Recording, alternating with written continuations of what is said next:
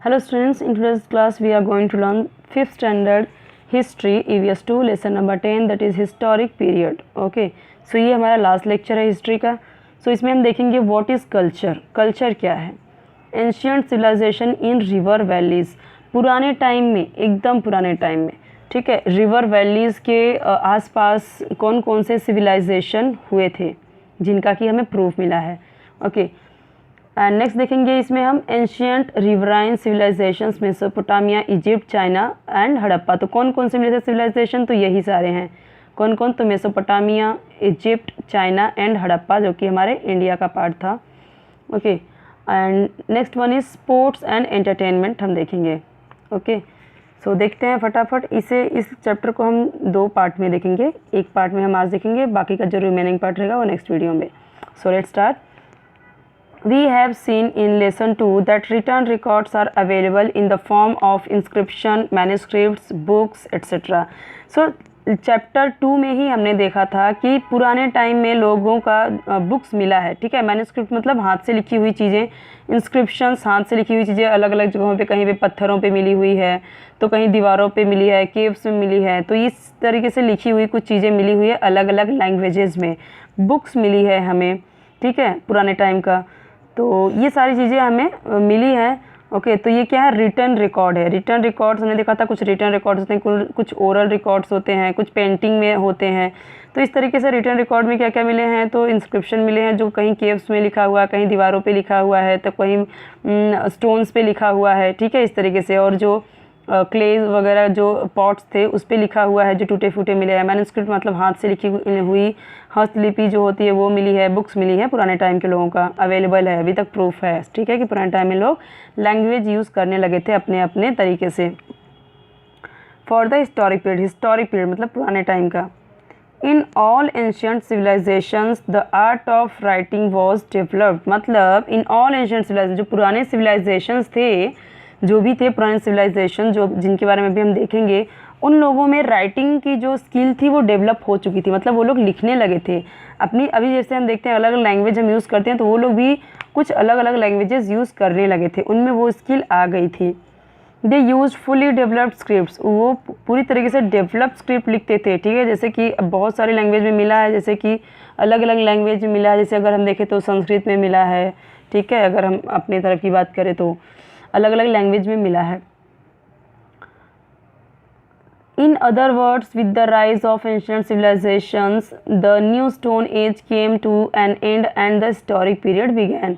मतलब कि अगर हम दूसरे शब्दों में कहें, in other words, so with the rise of ancient civilization, जो ancient civilization के राइजिंग में मतलब स्टार्टिंग में जब न्यू स्टोन एज मतलब कि came to an end मतलब जब ख़त्म हुआ तभी हिस्टोरिक पीरियड स्टार्ट हुआ. ठीक है, स्टोन एज के बाद ही ये सारी चीज़ें स्टार्ट हुई. अब हम देखते हैं व्हाट इज़ कल्चर. कल्चर क्या है? तो देखिए कल्चर क्या है, हमारी अलग अलग जो संस्कृति है जो हम जनरेशन टू जनरेशन फॉलो करते आ रहे हैं. जैसे अलग अलग फेस्टिवल हम मनाते हैं, सेलिब्रेट करते हैं, लाइक दिवाली, होली. तो हम इसे आज तो नहीं मना रहे हैं, बहुत पुराने टाइम से मना रहे हैं, बहुत पुराने टाइम से कह सकते हैं. ठीक है, तो वो क्या है? हमारा कल्चर. जो अभी हमारे घरों में जैसे अलग अलग तरीके से अलग अलग ट्रेडिशन है, शादियाँ किस तरीके से होती हैं, वही ट्रेडिशन अभी तक चली आ रही है. तो ये सब क्या है? कल्चर ही है. ओके, ट्रेडिशन है वो तो ट्रेडिशन में आ जाएगा. सो देखते हैं इसमें क्या लिखा हुआ है. Humans and all other animals are dependent on their environment and nature for satisfying their needs. तो जितने भी ह्यूमन्स हैं, जितने अलग अलग तरीके एनिमल्स, बर्ड्स हैं, वो सब किस पे डिपेंड है? एनवायरनमेंट पे. ओके, तो उनकी जो नीड है वो कैसे सेटिस्फाई होती है, कैसे वो उनकी जो नीड है कैसे फुलफिल होती है? तो एनवायरनमेंट से. However other animals do not cause any significant change in their surroundings. हालांकि जो अदर एनिमल्स, बर्ड्स हैं, वो कोई चेंजेस नहीं करते एनवायरनमेंट में, वो वैसे ही अपना एडजस्ट कर लेते हैं. जो भी उनके आसपास का माहौल रहता है वो उसी में एडजस्ट कर लेते हैं.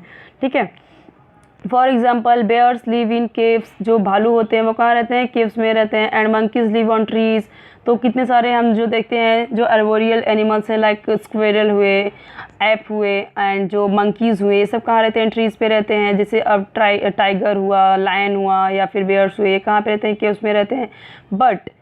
But humans build houses. लेकिन हम क्या करते हैं? हम ऐसे रह सकते हैं क्या? हम ऐसे नहीं रह रहे हैं। हम पहले रहते थे लेकिन धीरे धीरे हमारी नीड क्या हुई, बढ़ती गई और हम अभी घरों में रहते हैं। ठीक है, पुराने टाइम से ही हम घर बनाना स्टार्ट कर दिए थे और हम अपने हाउसेस में रहते हैं। It means that we humans change the natural character of our surroundings to some extent. हम क्या करते हैं, हम जो नेचुरल कैरेक्टर है उसे थोड़ा चेंज कर देते हैं, अपने अकॉर्डिंग उसे थोड़ा बना लेते हैं। ठीक है, जैसे हम मिट्टी क्या यूज़ कर रहे हैं, अगर घर बना रहे हैं तो मिट्टी, सैंड, ये सब क्या यूज़ कर रहे हैं, सब नेचुरल रिसोर्सेज ही हैं, है तो नेचर ही, बट उसे हम अपने तरीके से उसे बना रहे हैं। ठीक है, तो नेचर का जो भी चीज़ें हैं उससे हम अपने तरीके से वो चीज़ें बना के हम यूज़ करते हैं अपने लिए। हम जैसे का तैसा है वैसे ही हम पूरी यूज़ नहीं करते, उसमें हम अपना कुछ टैलेंट, कुछ स्किल डाल के उसे अलग तरीके का, उसे अलग शेप, अलग चेंज में कर देते हैं। ठीक है, चेंज कर देते हैं उसे। Okay, humans do not eat their food it is in its natural form as other animals do. अब जो ह्यूमंस होते हैं जो खाना खाते हैं वो वैसे का वैसे थोड़ी खा लेते हैं, जैसे जो क्रॉप्स हुए वो वैसे ही नहीं खा लेते, उसे उबालते हैं, उसे बनाते हैं, उसे पकाते हैं। या अगर जो लोग मीट भी खाते हैं, जो लोग नॉनवेज खाते हैं, तो वो क्या वैसे का वैसे ही थोड़ी खा जाते हैं। ठीक है, रॉ नहीं खाते, उसे पका के, उबाल के, जला के, मतलब जला के नहीं, मतलब रोस्ट करके खाते हैं। ठीक है, लेकिन एनिमल्स क्या करते हैं, तुरंत ये तुरंत एज इट इज़ खा लेते हैं, तुरंत हंट किया तुरंत वैसे का वैसे खा लेंगे। बट ह्यूमंस वैसे करते हैं तो बिल्कुल नहीं। दे रोस्ट और कुक द फूड, वो क्या करते हैं, वो खाने को या तो पका लेते हैं या रोस्ट कर लेते हैं, पुराने टाइम से ही हमने देखा। और in other words they process food stuff before eating them, मतलब वो क्या करते हैं, कुछ प्रोसेस करते हैं, जो भी फूड स्टफ वो यूज़ करते हैं उसे कुछ प्रोसेस करते हैं, या तो उबालते हैं या भूनते हैं या पकाते हैं, कुछ ना कुछ तो करते हैं तभी खाते हैं। एज इट इज़ वैसे ही कंज्यूम नहीं कर लेते हैं। हाँ, फ्रूट्स वगैरह वैसे ही खा लेते हैं भले से। Okay, they process many substances in a similar manner, वो कुछ ऐसे प्रोसेस करते हैं, मतलब कुछ सिमिलर मैनर, जो वो उनका तरीका है वो अलग एक मैनर में उसे वो प्रोसेस करते हैं, फिर ही वो खाना खाते हैं। ठीक है, जैसे हम देखते हैं अगर हम खाना बनाते हैं पहले उसे जो क्रॉप्स रहता है उसे काटते हैं, फिर उसे सुखाते हैं, फिर उसे क्या करते हैं, उसे अच्छे से धोते हैं, फिर पकाते हैं, वैसे ही नहीं खा लेते ना। बाकी सब जो होते हैं बर्ड्स, एनिमल्स, वो क्या, वो तो वैसे ही देखते हैं, खेत में रहता है हमारे जो क्रॉप्स रहते हैं उन्हीं में से वो खाने लगते हैं। ठीक है, कितने सारी चिड़िया लगती है जब ज्वारी बाजरी का खेती होता है तो। ठीक है, तो इस तरीके से वो वैसे ही खा लेते हैं, बट ह्यूमंस वैसे नहीं कर सकते। They work on stone, metal etcetera to make tools and various object, वो क्या करते हैं, काम करते हैं कुछ अलग तरीके से, जो स्टोन है उस पर वर्क करते हैं, मेटल जो अलग अलग, जैसे हम देखते हैं जो आयरन है, सिल्वर है, गोल्ड है, ठीक है, कॉपर है, वो मेटल होते हैं। ठीक है, तो उस पर काम करते हैं और उससे क्या बनाता है, make tools and various object, उससे वो कई तरीके के अलग अलग stone tools, iron tools, metal का कुछ अलग अलग तरीके का टूल्स और वेरियस ऑब्जेक्ट्स बनाते हैं उससे। बाकी के कर सकते हैं ऐसा, तो बिल्कुल नहीं। They make pots, bricks and many other things from clay, और क्ले मिट्टी से वो क्या बनाते हैं, पॉट्स, ब्रिक्स जो ईंटें होती हैं, दिया होता है, जो मिट्टी के बर्तन होते हैं, टॉयज़ होते हैं, वो सब कैसे बनाते हैं, तो मिट्टी से, क्ले से। They obtain yarn from cotton and weave cloth from the yarn, तो हम क्या करते हैं, हम ह्यूमंस क्या करते हैं, कॉटन से हम कपड़ा बनाते हैं, कॉटन से क्या करते हैं, यार्न मतलब धागा बनाते हैं, और फिर उन धागों से क्या करते हैं, क्लॉथ बनाते हैं, कपड़े बनाते हैं, फिर उसे सिलते हैं। In short, according to their needs, they change the form of materials available in nature, मतलब अपनी सुविधा के अकॉर्डिंग, अपने मतलब कि अपने अपने नीड के अकॉर्डिंग, अपनी नीड फुलफ़िल करने के लिए जो नेचर में अवेलेबल मटेरियल्स होते हैं ना, उसका जो फॉर्म है, उसका जो शेप है, वो चेंज करके फिर यूज़ करते हैं हम।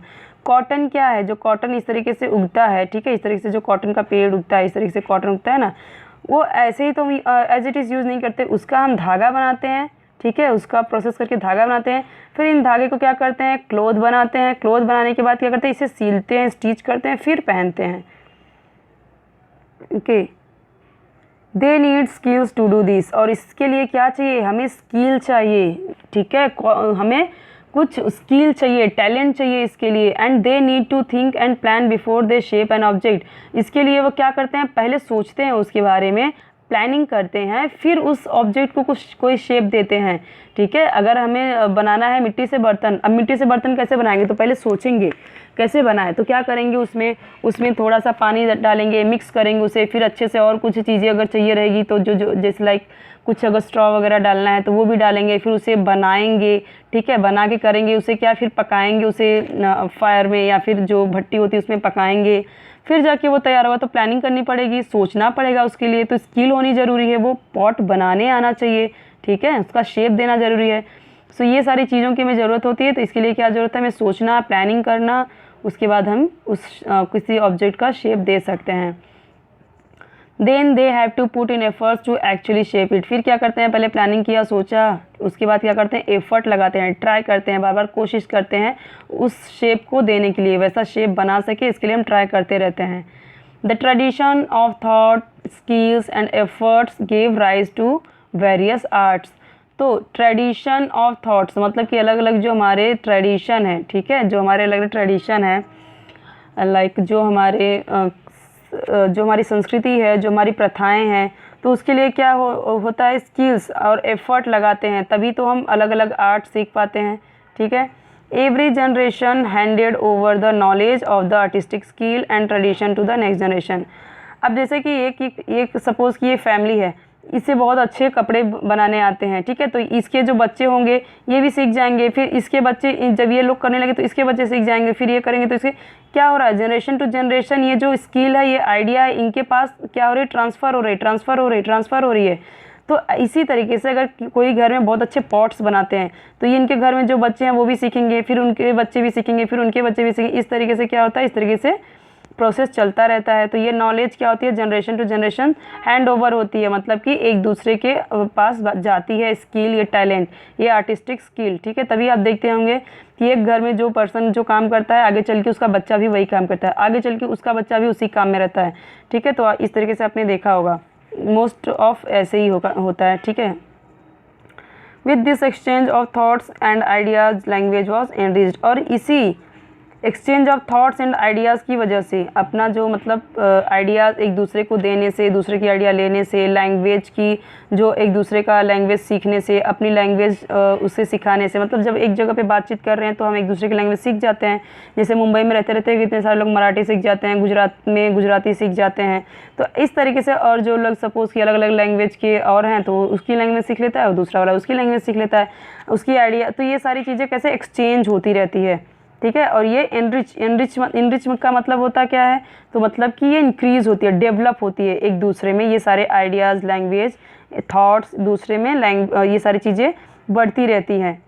The knowledge of various arts, skills and traditions inherited from generation to generation and the way of life founded on the knowledge is what we call culture. इसी को क्या कहते हैं, कल्चर। हमारी जो नॉलेज है, जैसे कि बहुत सारे वेरियस आर्ट्स मतलब कई सारे आर्ट्स, जो कलाएं, कभी किसी को जैसे कि किसी के घर में कोई सिंगिंग पसंद करता है, किसी के घर में ड्राइंग, पेंटिंग, किसी के घर में जो सिलाई बुनाई होती है वो पसंद कर रहा है, तो ये क्या है, आर्ट्स है, ठीक है।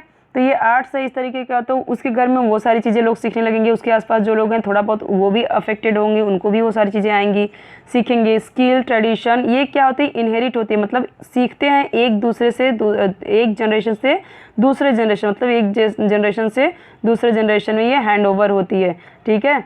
And the way of life founded on that knowledge is what we call culture. और इसी को हम क्या कहते हैं, कल्चर। यही नॉलेज जो पीढ़ी दर पीढ़ी, जनरेशन टू जनरेशन एक दूसरे को मिलती जा रही है, वही क्या होती है, कल्चर होती है। नेक्स्ट देखते हैं, ancient civilisation in river valleys. जो river valleys, what do mean by valleys, see valleys means the river flows between two mountains और टू हिल्स, टू माउंटेन्स और टू हिल्स, इस तरीके से टू हिल्स है या माउंटेन्स है, इसके बीच में से क्या होगा, नदी निकल रही है, तो यही क्या होती है, वैलीज। अब इसके इस किनारे कोई घर बस गया, कोई बस्ती बस गई, इधर बस्ती बस गई, तो क्या हो गया, इधर जो सिविलाइजेशन बसे उन्हीं को कहा गया, क्या कहा गया, तो रिवराइन सिविलाइजेशन कहा गया, ठीक है। तो एंशिएंट सिविलाइजेशन कहाँ पे हुए, तो रिवर वैलीज, जहाँ पे नदियाँ होती थी वहीं पे लोग बसते थे। क्यों बसते थे, आप पढ़ चुके हैं ये बात।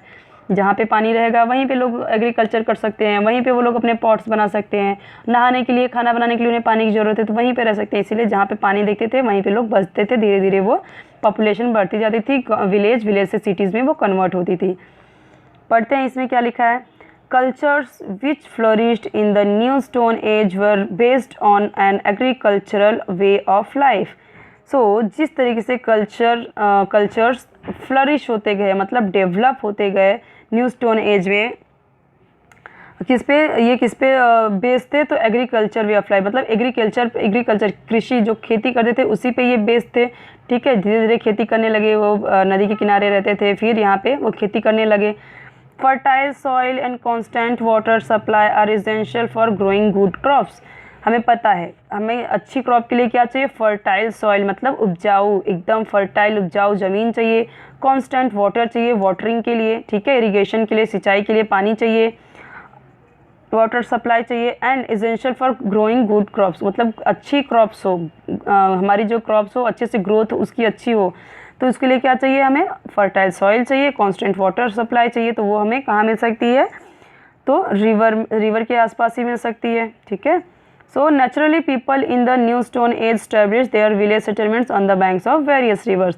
सो नेचुरली वो लोग क्या करने लगे, पुराने टाइम में न्यू स्टोन एज में लोग अपने विलेज सेटलमेंट कहाँ करने लगे, सो अलग अलग वेरियस रिवर्स के किनारे, बैंक मतलब क्या होता है, किनारे, so the banks of various reverse के वो लोग क्या करने लगे, अपने सेटलमेंट करने लगे, वहीं पे बसने लगे, धीरे धीरे उनके विलेज वहाँ पे बनने लगे, बढ़ने लगे लोग। ठीक है, the new stone age cultures flourished along the river banks. तो यहाँ पे क्या बोल रहा है कि जो न्यू स्टोन एज था, जो न्यू स्टोन एज का कल्चर था वो कहाँ फ्लरिश हुआ, सो river bank, along the river bank, मतलब नदियों के किनारे ही जो स्टोन एज का कल्चर था वो यहीं पे डेवलप हुआ, वहीं पे फ्लरिश हुआ। ओके, मतलब अलग अलग सिविलाइजेशन थे जो वो नदियों के किनारे ही उनकी कह सकते हैं फ्लरिश हुए, वहीं पे इनरिच हुए। ठीक है, वहीं पे नदियों के किनारे ही लोग बसना स्टार्ट किए और वहीं पे बढ़ने लगे, वहीं पे गांव से शहर में बदलने लगे। ठीक है, कन्वर्ट होने लगे। अब देखिए कहाँ पे हम देखते हैं, यहाँ पे देखिए चाइना क्या है, यहाँ पे देखिए ये नदी है, ठीक है, और यहाँ पे चाइना है। नदी देखिए कहाँ से बह रही है, बिल्कुल वहीं से होके जा रही है, उसी चाइना से होके जा रही है। ये क्या, कौन सी नदी है, तो ह्युआंग हे इस नदी का नाम है। और इधर से भी एक नदी आप देख रहे हैं, ठीक है, तो ये क्या है, यांगजे, तो ये भी एक नदी है। अब हड़प्पा सिविलाइजेशन जो भारत में था, ठीक है, जो भारत के पार्ट में था, मतलब इंडियन यहाँ पे कॉन्टिनेंट में था। सो यहाँ पे क्या था, सिंधु नदी, ये देखिए सिंधु नदी है, ठीक है, सिंधु नदी। और सिंधु नदी पे ही कौन सा यहाँ पे क्या हुआ, कौन सा सिविलाइजेशन बना, तो हड़प्पा सिविलाइजेशन। देखिए जो येलो कलर में है वो क्या होता है, एंशियंट अर्बन सिविलाइजेशन, और इस तरीके से जो यहाँ पे ब्लू में है वो रिवर्स होती हैं। ठीक है, तो यहाँ पे जहाँ पे येलो है तो आप समझ सकते हो ये क्या है, यहाँ पे हड़प्पा सिविलाइजेशन था, और यहीं पे क्या था, यहीं पे नदी जाती थी जो इंडस नदी है। ठीक है, इंडस सिंधु नदी। मेसोपोटामिया देखिए यहाँ पे है, और मेसोपोटामिया के साइड में कौन कौन सी नदी है, तो यहाँ पे है यूफ्रेट्स एंड यहाँ पे टाइग्रिस, दो नदी, यहाँ पे टाइग्रिस और यहाँ पे कौन सी जा रही है, यूफ्रेट्स। यहाँ पे देखिए इजिप्ट है, इजिप्ट कंट्री है यहाँ पे।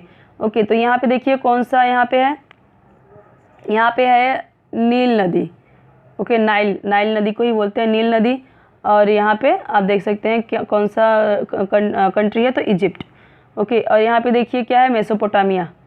ठीक है, मेसोपोटामिया का रीजन था, ये कोई कंट्री नहीं है, तो ये बात ध्यान में रखिए। तो इस तरीके से कौन कौन से आए जिनके बारे में हमने पढ़ा था, तो Egypt, Mesopotamia, Harappa civilization, China, ये चारों के चारों कहाँ हुए, कहाँ पे फ्लरिश हुए, कहाँ पे डेवलप हुए, तो ये चारों के चारों हुए मतलब रिवर वैलीज के पास में। ठीक है, so these are ancient civilisation in river valleys. आगे देखते हैं। In the course of time, new Stone Age culture gave rise to early civilizations. So, in the course of time, okay, तो यहाँ पे क्या बोल रहा है, new stone age cultures gave rise to early civilisation. So यहाँ पे क्या बोल रहा है कि टाइम के साथ में न्यू स्टोन एज कल्चर जो था वो किस में राइज होने लगा, अर्ली सिविलाइजेशन, जो अभी के मतलब धीरे धीरे सिविलाइजेशन में बदलने लगा। Increase the production due various skills. So अलग अलग टाइप के जो स्किल्स का प्रोडक्शन जो बढ़ने लगा, जैसे कुछ लोगों ने क्या स्टार्ट किया, पॉट्स बनाने स्टार्ट किए, कुछ लोगों ने व्हील स्टार्ट कर दिया, कुछ लोगों ने मतलब फिर उसका ट्रेड भी स्टार्ट कर दिया। ठीक है। तो अलग अलग तरीके के कुछ लोग धागा बनाने लगे, जो कॉटन से कपड़े बनाने लगे, तो ये धीरे धीरे क्या होने लगा, ये सब ट्रेड मतलब यहाँ पे बिजनेस बढ़ने लगा, फ्लरिश होने लगा, डेवलप होने लगा। Use of well developed scripts, लोग क्या करने लगे, स्क्रिप्ट्स लिखने लगे, मतलब कुछ ना कुछ लिखने लगे, ये सारी चीज़ें करने लगे। Were the major factor responsible for the rise of the early civilization, फिर तो जो पुराने टाइम के सिविलाइजेशन थे, इसकी वजह से धीरे धीरे सिविलाइजेशन, ये जो सभ्यताएं अलग अलग, जैसे कि हमने देखा इजिप्ट सिविलाइजेशन, हड़प्पा सिविलाइजेशन, ये सब फ्लरिश होने लगे, ये बनने लगे। These civilization came into existence in roughly the same period, that is around 3000 BC, मतलब बिफोर क्राइस्ट। इतने जो भी सारे सिविलाइजेशन जो हमने देखे अभी ऊपर मैप में चारों, तो ये सिविलाइजेशन एक ही टाइम पे थे, रफली कह सकते हैं कि सेम पीरियड पे ही थे, ठीक है। और ये कब, तो 3000 BC in four regions of the world, मतलब कि यहाँ पे क्या बोल रहा है कि in 4 regions of the world, तो ये चारों जो क्षेत्र हैं अलग अलग बिग एरियाज जो हमने बात की, तो ये क्या मतलब कि ये चारों के चारों पूरे वर्ल्ड में इस टाइम पे एक साथ में कह सकते थे, okay. They are Mesopotamia, Egypt, the Indian subcontinent and China. तो इंडियन सब कॉन्टिनेंट में कौन था, तो सिंधु सभ्यता जो था, इंडस सिविलाइजेशन वो था। तो ये सारे जो चारों के चारों हैं, ये कह सकते हैं एक ही पीरियड में थे, एक ही पीरियड में चारों सिविलाइजेशन थे।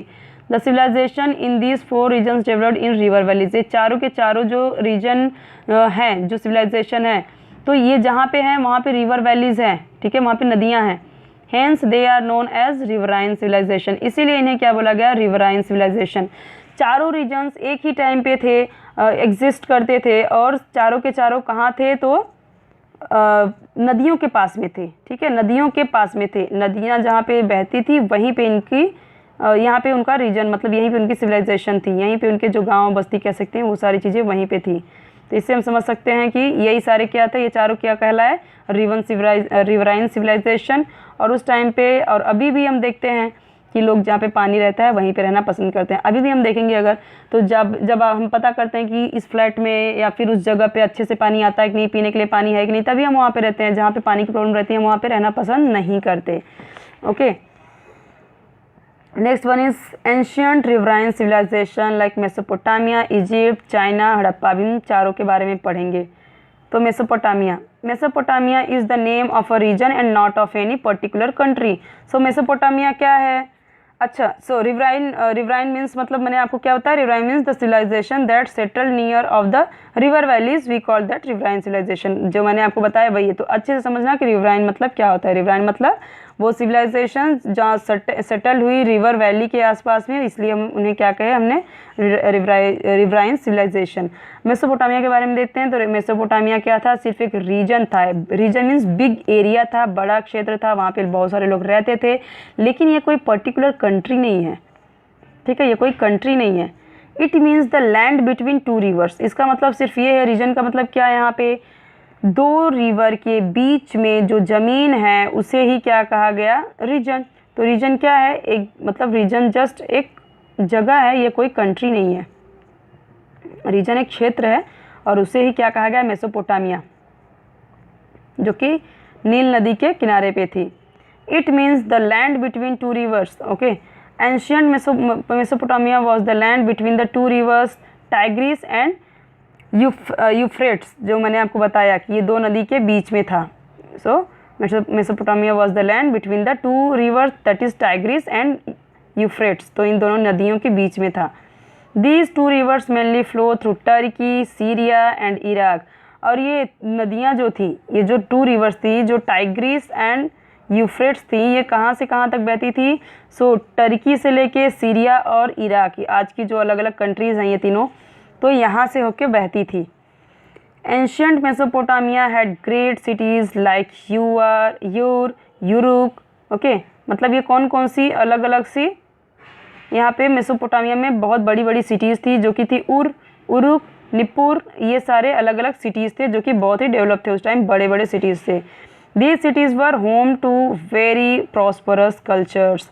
और इधर के जो ये जो उरुक और निपुर की जो मैंने आपको बताया, ये सब क्या थे, ये बहुत ही प्रॉस्परस कल्चर्स थे। इनके कल्चर्स जो थे बहुत ही प्रॉस्परस थे, ठीक है, बहुत ही तरक्की किया था इन लोगों ने उस टाइम पे।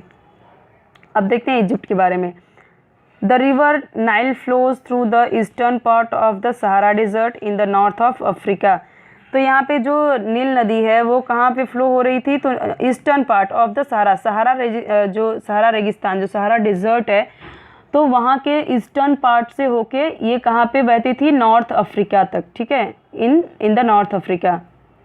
Okay, so Nile river flows through the eastern part of the Sahara desert in the north of Africa. One of the ancient civilization flourished along its bank. तो इसके किनारे भी एक क्या हुई, एक जो एक एंशियंट सिविलाइजेशन था, फ्लरिश हुआ, डेवलप हुआ इसके बैंक पे, और ये कौन से थे, so it is known as the Egyptian civilization. तो यहाँ पे देखिए हमने बात किया नॉर्थ अफ्रीका की ना, यहाँ पे कौन सा अफ्रीका बोला है, साउथ या नॉर्थ, सो यहाँ पे बोला है, क्या बोला है यहाँ पे, सी, देखिए यहाँ पे क्या बोला है, नॉर्थ ऑफ अफ्रीका, ठीक है। तो अब यहाँ पे आप देखिए, ये देखिए नॉर्थ ऑफ अफ्रीका, तो इस कहाँ से कहाँ तक बह रही है, ठीक है। तो देखिए ये यहाँ पे बह रही है, यहाँ पे क्या था, तो यहाँ पे था, ये जो है ये है मेसोपोटामिया। इजिप्ट कहाँ पे है, तो ये नॉर्थ अफ्रीका के साइड से, यहाँ से लेके सारा डिजर्ट से लेके यहाँ से यहाँ तक बह रही है, ठीक है। नील नदी यहाँ से होते हुए जा रही है। तो यहाँ पे क्या हुआ, यहाँ पे हुआ इजिप्ट यहाँ पे हुआ, यहाँ पे मिस्र देश जो अभी हुआ है, इजिप्ट यहाँ पे हुआ, ठीक है, जो कि यहाँ से बहते हुए जा रही है, ओके, सहारा डिजर्ट से यहाँ से होते हुए यहाँ पूरा नॉर्थ अफ्रीका तक जा रही है, ठीक है, ओके। तो उसे क्या कहा गया, Egyptian civilization. The Nile gets flooded every year. तो जो नील नदी थी वो हर साल क्या होती थी, फ्लडेड, मतलब वहाँ पे बाढ़ आता था। इसकी वजह से क्या होता था, the land along her banks has become very fertile because of the flood deposits. जब बाढ़ आती है तो हम देखते हैं जिस साल जहाँ पे बाढ़ आता है ना, उस साल वहाँ पे खेती बहुत अच्छी होती है। क्यों, क्योंकि वहाँ पे इतना ज़्यादा बाढ़ आता है, तो उसकी वजह से जो मिट्टी होती है ना पूरी की पूरी फर्टाइल हो जाती है। इसकी वजह से वहाँ पे एग्रीकल्चर बहुत ही अच्छे से हो सकता है, ठीक है। तो ancient Egyptian use to build small embankments on the river to store the flood water. तो ये क्या करते थे, छोटे छोटे ना एम्बैंकमेंट मतलब वॉल बनाते थे, जैसे अभी हम डैम बनाते हैं। तो एम्बैंकमेंट्स मतलब क्या होता है, वॉल या फिर डैम बनाते थे छोटे छोटे, जिससे कि वो बाढ़ का पानी कलेक्ट कर सके, स्टोर कर सके। After the soil in the flood water settle to in the bottom, then the water was use for irrigation. उसके बाद क्या होता था, ये जो सॉइल होता था, जब बहुत बाढ़ आता था नील नदी में, तो ये क्या करते थे, जब वो फ्लड का पानी एक जगह पे इकट्ठा करते थे, वॉल बना देते थे इस तरीके से, वहाँ पे पानी इकट्ठा हो जाता था, और फिर जो बॉटम में वो मतलब उसका वाटर ऊपर हो जाता था, मतलब कि जो सॉइल था, मिट्टी था, या फिर जो कह सकते हैं फालतू के सब्सटेंसेस थे, जो पार्टिकल्स थे, वो बॉटम में आ जाते थे और ऊपर पूरा पानी रह जाता था। और ऊपर से पानी वो किस लिए यूज़ करते थे, सो अपने जो क्रॉप्स होते थे उसकी सिंचाई करने के लिए, मतलब वो पानी वो क्यों यूज़ करते थे, तो वाटरिंग करने के लिए, अपने क्रॉप्स को सिंचाई करने के लिए। China, the ancient civilization of China developed and flourished in the valley of the Huang He river. तो जो एंशियंट सिविलाइजेशन था, पुराने टाइम का जो चाइना था, पुरानी सिविलाइजेशन थी जो चाइना की, वो डेवलप हुई कहाँ पे, कौन सी वैली के पास में, सो ह्युआंग हे रिवर, मतलब कि ह्युआंग हे रिवर जो हमने ऊपर में देखा मैप में कि उस नदी के किनारे पे बसा था China. So according to the Chinese tradition, a king named Huangdi introduced agriculture, animal husbandry, wheel carts and chariots, boats and clothing in China. ये सारी चीज़ें according to the Chinese tradition. तो चाइनीज़ प्रथाओं के अकॉर्डिंग क्या ये लोगों को बोलते हैं कि एक राजा थे हुआंगडी करके, ठीक है, हुआंगडी करके, उन्होंने ही इंट्रोड्यूस किया एग्रीकल्चर, खेती को, मतलब उन्होंने ये करना बताया, करना सिखाया लोगों को। एनिमल हस्बेंड्री, एनिमल्स को पालना, ठीक है, उनसे उनकी जो चीज़ें थी उसे यूज़ करना, लाइक मीट, उनका मिल्क, उनसे जो बने प्रोडक्ट्स और उनके जो भी चीज़ें उनसे मिलती थी वो उसका यूज़ करते थे। व्हील कार्ट्स मतलब जो पहिया बनाते थे, ठीक है, जो घोड़ा गाड़ी हो, या चैरिट्स मतलब जो रथ होता है, जो घोड़ा गाड़ी, एंड व्हील कार्ट्स लाइक बैलगाड़ी, ये सारी चीज़ें। बोट्स का बनाना, यूज़ करना। क्लोथिंग मतलब कपड़े का, चाइना में जो भी हुआ, तो ये किसने इंट्रोड्यूस किया, किसने बताया, ये सारी चीज़ें किसने करवाया, सो हुआंगडी करके एक किंग थे उन्होंने, ऐसी मान्यता है चाइना में, चाइना लोग ऐसा बोलते हैं। Chinese people believed that his queen invented the technique of silk production, silk dyeing. तो चाइनीज़ पीपल ये बिलीव करते हैं, ये मानते हैं कि उनकी जो रानी थी उन्होंने इन्वेंट किया टेक्निक ऑफ सिल्क प्रोडक्शन। हमें पता है सिल्क का सबसे स्टार्टिंग में यूज़ कहाँ पे हुआ था, तो चाइना में। तो ऐसा ये लोग बोलते हैं कि वहाँ की जो रानी थी उन्होंने बताया कि सिल्क डाई कैसे करना है, उसे डाई मतलब कैसे कलर वलर करना है, ये सारी चीज़ें किसने बनाया, तो वहाँ की रानी ने। तो यहाँ पे क्या, Liang, Beijing and Chang'an were among the important cities of ancient China. तो चाइना का जो सबसे इम्पॉर्टेंट सिटी और जो एंशियंट सिटी, सबसे पुरानी सिटीज़ कौन कौन सी है, बीजिंग, लियांग एंड चांगैन, ये 3 है जो कि इम्पॉर्टेंट सिटीज़ है उस टाइम की चाइना की। A Harappan seal and a clay figurine, देखिए ये हड़प्पा का है, ये दोनों, ये भी और ये भी हड़प्पा का ही है। यहाँ पे ये जो आपको ये सील है ये, ठीक है, एक ठप्पा जो होता है मोहर, और ये क्या है, मूर्ति है जो कि एक ह्यूमन बॉडी का ही है। अब हड़प्पा का देखते हैं, जो कि इंडियन कॉन्टिनेंट में था, जो कि पहले हमारे इंडिया के पार्ट में था, अभी वो कहाँ पे है, तो अभी वो पाकिस्तान में चला गया है Harappa, Mohenjodaro.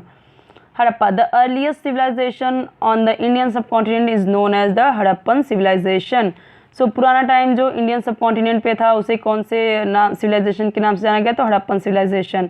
It flourished in the Indus valley, ये कहाँ पे फ्लरिश हुआ, ये कहाँ पे डेवलप हुआ, तो इंडस वैली, सिंधु नदी के किनारे पे। Indus is the English word for the name Sindhu. Sindhu नदी को ही क्या बोला जाता है, इंडस नदी। इंडस नदी सिंधु नदी का इंग्लिश वर्ड है, ठीक है, हिंदी में उसे बोलेंगे सिंधु, इंग्लिश में बोलेंगे Indus. Harappa in Punjab and Mohenjodaro in Sindh are the 2 sides of Harappan civilization to be discovered first. तो हड़प्पा जो है पंजाब में है, मोहनजोदारो सिंध में है, ठीक है। तो हड़प्पा कहाँ पे है, तो पंजाब में है, और मोहनजोदाड़ो कहाँ पे है, तो सिंध में है। और ये दोनों साइट हैं हड़प्पा सिविलाइजेशन के। जो पहली बार कौन सा डिस्कवर किया था, पहली बार कौन सा खोजा गया था, मतलब एंशियंट सिविलाइजेशन, तो हड़प्पा और मोहनजोदाड़ो, ठीक है, हड़प्पा और मोहनजोदाड़ो फर्स्ट टाइम यही डिस्कवर हुआ था। Now they are in Pakistan, अभी ये कहाँ पे है, पाकिस्तान में। Lothal and Dholavira in Gujarat and Kalibangan in Rajasthan are among the famous sites of Harappan civilization in India.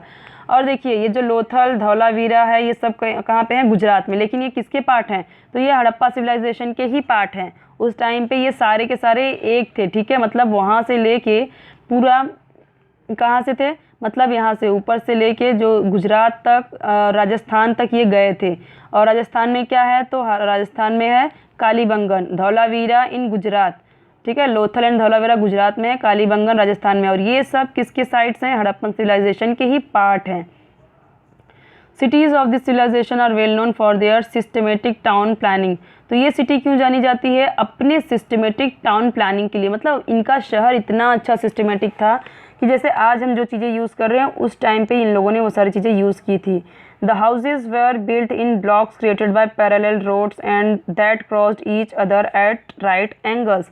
जैसे आज के हम किस तरीके से रोड यूज़ करते हैं, उस तरीके से इन्होंने भी रोड यूज़ किया था, पैरेलल, इस तरीके से उन्होंने रोड बनाया हुआ था अच्छा। और ब्लॉक्स क्रिएटेड मीन्स यहाँ पे बिल्ट इन ब्लॉक्स, और यहाँ पे अच्छा रोड बनाया था इन्होंने। और राइट एंगल्स मतलब कि parallel roads that crossed each other at right angles, मतलब कि बहुत ही अच्छा रोड राइट एंगल में इस तरीके से उन्होंने रोड बनाया हुआ था, जैसे भी जाना है, जिधर जिधर से रोड जाना है, ठीक है, ये सारी चीज़ें उन्होंने की थी। Huge granaries and spacious houses were the special features of these sites. तो बड़े बड़े क्या थे, जो अनाज के गोदाम भी थे, ग्रेनरीज, ओके, ये सारी चीज़ें थी। और यहाँ पे देखिए, ओके, और ये सारी चीज़ें, और क्या, स्पेशियस, स्पेशियस मीन्स क्या कि यहाँ पे लंबा चौड़ा, ह्यूज सिटीज़ थी, ठीक है, स्पेशियस हाउसेस, बड़े बड़े घर थे, ठीक है, स्पेशियस मीन्स ह्यूज, बड़े लंबे चौड़े बहुत घर होते थे। Special features in these cities, और इनके जो सिटीज़ थे, शहर थे, वो भी थोड़ा बहुत ही, उनके जो फीचर्स थे अलग थे, अच्छा कंस्ट्रक्शन बहुत ही अच्छा था। There were bathroom and latrine in every house and a covered drainage system which indicates a concern for public hygiene. इन लोगों ने क्या यूज़ किया था, ये लोग उस टाइम पे ही बाथरूम और लेटरिन भी अपने हाउसेज में बनाया हुआ था। और उसका जो ड्रेनेज सिस्टम था, जैसे आज के ड्रेनेज सिस्टम किस तरीके से हम देखते हैं, जो हमारे इधर के गटर होते हैं वो ऊपर से कवर होते हैं, किस तरीके से उस पर पत्थर रखा जाता है या फिर ऊपर से रोड बना दिया जाता है, पाइप नीचे से, इस तरीके से इनके टाइम पे भी ये सारी चीज़ें ड्रेनेज सिस्टम मिली हुई हैं। ठीक है, मतलब कि यहाँ पे and a cover drainage system which indicates the concern for public, मतलब यहाँ पे कि जो पब्लिक हाइजीन किस तरीके से लोग ध्यान दिया था इन लोगों ने कि ताकि पब्लिक को कोई बीमार, अगर इस तरीके से गटर खुला रहेगा तो बीमारियां फैलेंगी, यहाँ पे बदबू आएंगी और इससे जो अलग अलग जर्म्स बैक्टीरियाज लोगों के बॉडी में एंटर करेगा, तो इस तरीके से ये बेकार होता है ना। जहाँ पे इस तरीके से गटर खुला होता है कितनी बदबू आती है, स्मेल गंदी आती है, तो हम लोग क्या करते हैं, इसे कवर कर देते हैं। तो इस टाइम उन लोगों ने भी इसे कवर किया हुआ था। ठीक है, मतलब पब्लिक हाइजीन को ध्यान में रखते हुए इन लोग अपना कंस्ट्रक्शन, अपना घर बनाते थे। There were carefully constructed private and public wells, यहाँ पे पब्लिक वेल्स मतलब कुआं पब्लिक के लिए अलग और प्राइवेट अपने लिए अलग कंस्ट्रक्ट करते थे, मतलब बहुत ही ये भी ध्यान देते थे कि पब्लिक के लिए कौन सा कुआं बनाते थे। ठीक है, और प्राइवेट अपने घरों के लिए अलग कुआं बनाते थे। So the cities were divided into two two 4 parts, और ये सिटीज़ किस तरीके से 2 से लेके 4 पार्ट्स में डिवाइड थे। जैसे यहाँ के सिटीज़ अलग, जो बड़े कुछ सपोज़ कि कुछ बड़े ख़ानदान के हैं या कुछ राजा वाजा जो था या मुखिया था उसका अलग, पुजारी वगैरह हैं तो उसके अलग, या फिर जो लोअर कास्ट में वो अलग, या फिर जो दूसरे के थोड़ा हैं वो अलग।